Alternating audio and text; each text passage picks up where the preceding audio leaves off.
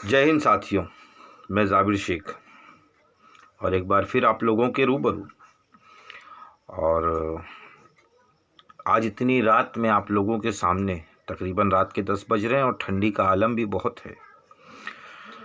लेकिन ये वीडियो बनाने का मकसद ये है कि जिस तरीके से मैं देख रहा हूँ पिछले कई दिनों से किसान आंदोलन को लेकर गोदी मीडिया जिस तरीके से अफवाहें फैला रही है और जिस तरीके से बॉर्डर के ऊपर हम देख रहे हैं कि कांटेदार बाड़ लगाई जा रही है, तार लगाए जा रहे हैं, रास्ते खोद कर उस पर खील बिछाई जा रही है, तो ये कहीं ना कहीं अपने आप में बहुत ही शर्मसार कर देने वाली बात है कि अगर यही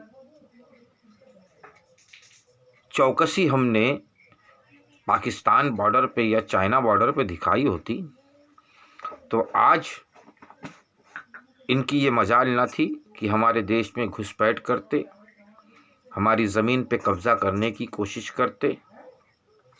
और उसकी जीती जागती कई सारी मिसालें हैं, जैसे कारगिल की युद्ध हुआ या अभी बीच में जो चाइना ने हरकत की थी, हमारे जवानों के साथ में बदतमीज़ी की थी। लेकिन वहाँ पर ये सब चीज़ें ना करके इस देश के रहवासियों के लिए, इस देश के अंदर, और वो भी देश की राजधानी में ज़मीन खनकर उसके अंदर बड़ी बड़ी कीलें लगाई जा रही है, कांटेदार तार बिछाए जा रहे हैं, सिर्फ किस लिए?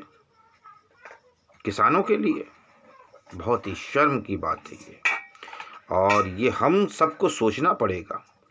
और वहीं पर जिस तरीके से कुछ पत्रकारों ने उस एरिया को कवरेज किया, दिखाया कि किस तरीके से लोग चाह रहे हैं कि दंगा भड़के, लेकिन उस पत्रकार को भी पुलिस ने अरेस्ट कर लिया, क्या बोल के कि उसके काम में बाधा डाला जा रहा है। तो ये पत्रकारों के लिए भी बहुत चिंता का विषय है, क्योंकि मैं खुद एक पत्रकार हूँ। तो जाहिर सी बात है कि हर पत्रकार समाज जो है वो एक है। तो पहले ऐसा हुआ कि मुसलमानों के साथ हुआ तो हमने खूब मज़े लिए, हंसे हम। उसके बाद दलितों के साथ में हुआ तो हम हंसे कि हमारे साथ में थोड़ी कुछ हो रहा है। लेकिन आज ये हो गया कि किसानों के साथ हो रहा है, फिर पत्रकारों के साथ में हो रहा है।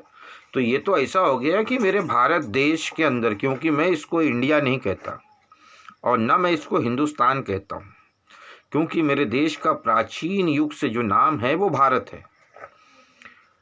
मुग़लों ने इस देश को हिंदुस्तान का नाम दिया था, मैं वो भी नहीं कहूँगा। ईस्ट इंडिया कंपनी अंग्रेज़ों ने इसे इंडिया का नाम दिया था, तो मैं इसे इंडिया भी नहीं कहूँगा। मैं इसे सिर्फ कहूँगा तो सिर्फ भारत कहूँगा।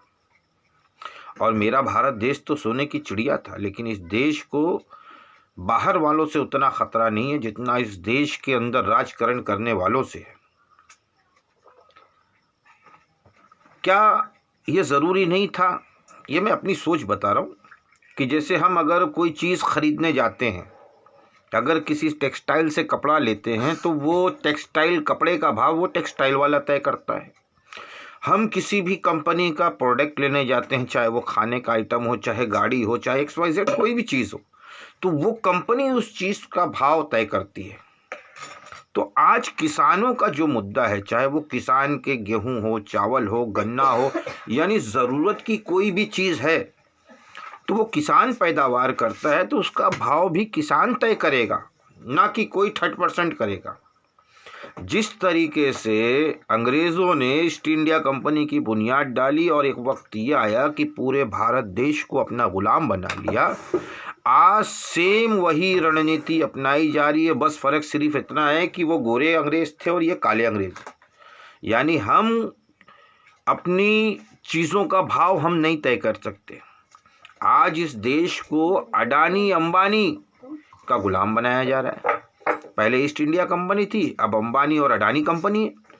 तो AI वहाँ पर भी आया, ए और आई यहाँ पर भी आया। East India Adani, east India Ambani. तो आज देश फिर गुलामी के दहाने पे खड़ा है। लेकिन कुछ अंधभक्त ऐसे हैं कि अभी भी उनकी आंख से पट्टी नहीं उतर रही है। आखिर देश को किस दिशा में लेके जाना चाहते हैं ये राजकारण करने वाले लोग? क्या चाहते हैं? क्या इस देश के अंदर फिर एक बार से खाना जंगी कराना चाहते हैं, युद्ध कराना चाहते हैं? जिस तरीके से आज किसान आंदोलन जहाँ जहाँ हो रहा है, बॉर्डरों पे जिस तरीके से फोर्स बैठाई जा रही है, तार बिठाए जा रहे हैं, कांटेदार कीलें लगाई जा रही है, पानी नहीं दिया जा रहा है, लाइटें कट कर दी जा रही है, और कोई अगर सच को दिखा रहा है तो उसको झूठे केसेस लगा के अंदर कर दिया जा रहा है।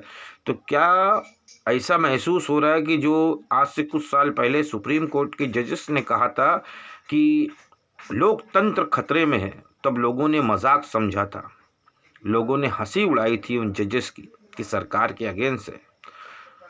आज देख लो वो चीज़ सामने आ रही है, और अब भी नहीं जागे तो इससे और भी बुरे हालात आगे चलकर आएंगे, क्योंकि पार्टियां आती और जाती रहेगी, लेकिन देश था, है और रहेगा।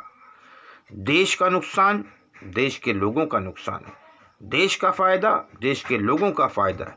तो इसके लिए मेरे दोस्तों, मेरे भाइयों, अफवाहों पर ध्यान न दें, एकजुट होकर रहें, देश की संपत्ति का नुकसान न करें, क्योंकि ये सत्ताधारी जो लोग हैं चंद दिन के लिए हैं। 5 साल, 10 साल, 15 साल कांग्रेस भी थी ना, 60 साल 65 साल हुकूमत करी, आखिर कांग्रेस अब हट गई, जनता ने नहीं समझ में आया, जनता ने हटा दिया, फिर इनको लाया।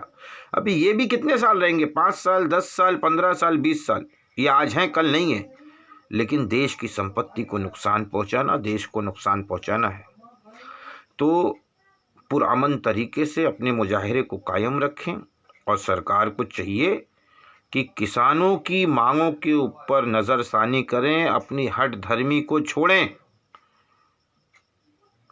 आप हर किसी पे अपनी हट धर्मी नहीं चला सकते, और देश को और देश के लोगों को गुमराह करना छोड़ दें।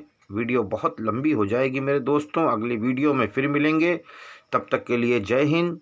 जागरूक रहें, सावधान रहें, देश हित की सोचें, देश के बारे में सोचें। ये पॉलिटिशियन आज हैं कल नहीं है, क्योंकि इनको और जो सत्ता में हमने भेजा, ये हमने और आपने भेजा है। तो अपनी ताकत को समझें, इन सत्ताधारियों के बहकावे में ना आए।